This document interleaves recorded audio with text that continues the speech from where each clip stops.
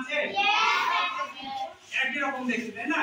তাহলে আমাদের ভারতবর্ষের মধ্যে এটা হচ্ছে ভারতবর্ষ, ভারতবর্ষের মধ্যে এইখানে হচ্ছে পশ্চিমবঙ্গ, তাই না? নিচে এখানে হচ্ছে বঙ্গোপসাগর। সেই পশ্চিমবঙ্গটাকে বড় করে গেছে এখানে আমরা, দেখেছো? আমরা নাম লিখিনি, কেন লিখিনি? এইখানে নাম লেখা আছে। আমরা দেখবো পরবর্তীতে যে ওই নাম ঠিক জায়গাতে আমরা বসাতে পারছি কিনা। এই উপরে হচ্ছে দার্জিলিং, আর এগুলো পানি ভরে নিয়ে আম গাছের গোড়ায় দিলাম। এখন তো প্রচন্ড গ্রীষ্ম, প্রচন্ড গ্রীষ্মে কি দরকার? সব সময় অল্প অল্প করে জল দরকার। বেশি জল দিলে জল নষ্ট হয়ে যাবে, খাবার জল, বোঝা গেল? তা আমরা এই বোতলগুলোতে জল ভরে দিলাম। দেখো যে তলায় আমাদের ফুটো করা আছে, তলায় ফুটো করা আছে কি? এবার যখন এই ছিপিটা আমি ঢিল দিচ্ছি তখন দেখো এখান থেকে জল পড়ছে, তাই না? তাহলে বোতলের আবার ছিপি যখন আমি টাইট করে দিচ্ছি তখন জল পড়ছে না। তাহলে কেন এরকম হচ্ছে? ছিপিটা যখন বন্ধ করে দিচ্ছি তখন জল পড়ছে না, কিন্তু ছিপিটা যখন আবার খুলে দিচ্ছি, ছিপি যখন খুলে দিচ্ছি তখন কি সুন্দর জল পড়ছে, পড়ছে তো? এই যে ছিপিটা খুলে দিচ্ছি, ঢিল করে দিচ্ছি, তখন জল পড়তে শুরু করছে। এটা জল নাই, এই দেখো এটা পড়ছে। যেমন যেমন ঢিল করবো তেমন তেমন জল পড়ছে, পড়ছে না? আবার খাড়াখাড়ি খাড়াখাড়ি একটা স্থির ছবি তুলে দাও, তাহলে দেখেছো? একটা হাততালি দাও সবাই মিলে। একটা মজার পরীক্ষা হয়ে গেল, তাই না? এটা মজার, খুব মজার পরীক্ষা হয়ে গেল। ম্যাজিকের মতন, মন্ত্র আছে তাই মনে হচ্ছে, তাই না? কিন্তু আসলে মন্ত্র নাই, ম্যাজিক নাই, কি আছে? বিজ্ঞান। বিজ্ঞানের আমরা পরীক্ষা শিখলাম। দেখি কেমন।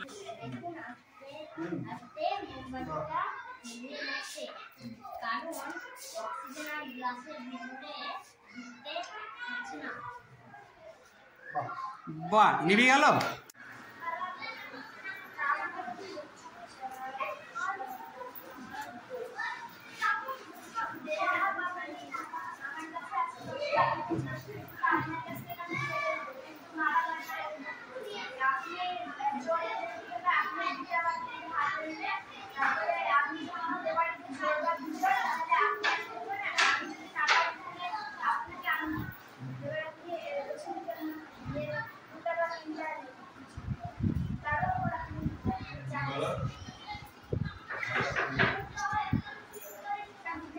তুমিও গুটি নিয়ে ওরকম করে হাতে করো। হ্যাঁ, আর একবার করো দেখি। হ্যাঁ, এক গ্লাস জল নিলে ঠিক আছে।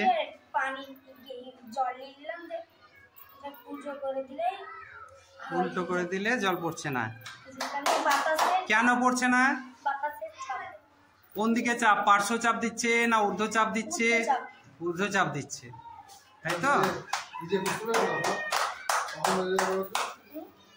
নিজে কখন বোঝা যাবে, কোন কাজ করার সময় বোঝা যাবে জল উঠে যাবে। জলে নামো কখনো, জলে জলে কখনো নামো।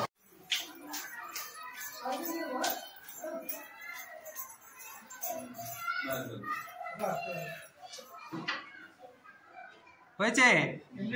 ঠিক আছে। তলায় তোমার মডেল লিখেছো, উপর থেকে ট্যাপ ছেড়ে দিয়েছো। আমাদের আদ্রা প্রাথমিক বিদ্যালয়ের বাথরুমের মধ্যেই পরীক্ষাটা করে দেখানো হচ্ছে। বাহ, খুব ভালো। মডেলটা কাজ করছে, বনবন করে ঘুরছে। এখান থেকে ডায়নামো ঘুরে গেলেই বিদ্যুৎ তৈরি হয়ে যায়, তাই না?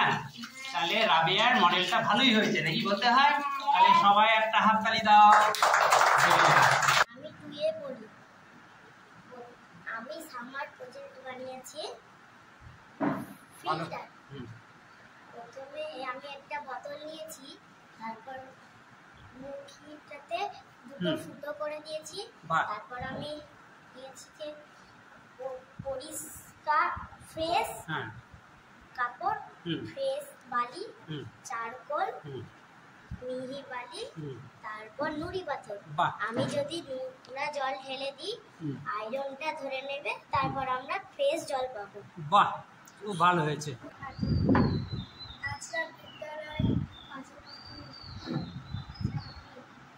বলো। তুমি কোন ক্লাসের ছাত্রী? 4। কি বানিয়েছো? Solar cooker. বলো সোলার কুকারে বলো তুমি কেমন করে। দুটো কাঁচ নিয়েছো। আচ্ছা 3টি কৌটো, তার মধ্যে নিশ্চয় খাবার দেবে নাকি? বা আর কাঠের বাক্স দিয়ে বানিয়েছো, ভেতরটা কালো রং। আচ্ছা দিয়ে কৌটোর মধ্যে বিভিন্ন রকম খাবার বসিয়ে দেবে, মানে সব সেদ্ধ খাবার, তাই তো? আলু সেদ্ধ, ডাল সেদ্ধ, ভাত দিয়ে কি করবে, খাবার দিয়ে কৌটোটা কালো রং করলে তাড়াতাড়ি, কৌটোটাও কালো রং করলে তাড়াতাড়ি ভালো হতো না, তাড়াতাড়ি গরম হতো। আমরা আছড়া প্রাথমিক বিদ্যালয়ের 14 শ্রেণীর ছেলে মেয়েদের নিয়ে পরিমাপ শিখছি। Millimetre, centimetre, decimetre, metre, decametre, kilometre, hectometre. এই দূরত্ব হাতে নাতে আমরা মেপে দেখছি যে নিজের যে হাইডেক্স আছে, হাইডেক্স যেটা আছে সেটা কতটা লম্বা এবং কতটা চওড়া।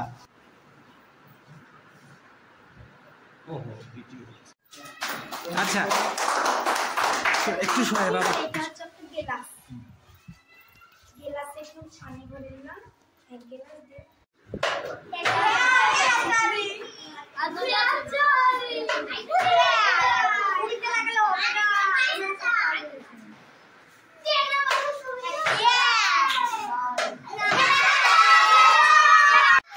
ক্যামেরায় উঠে যাচ্ছে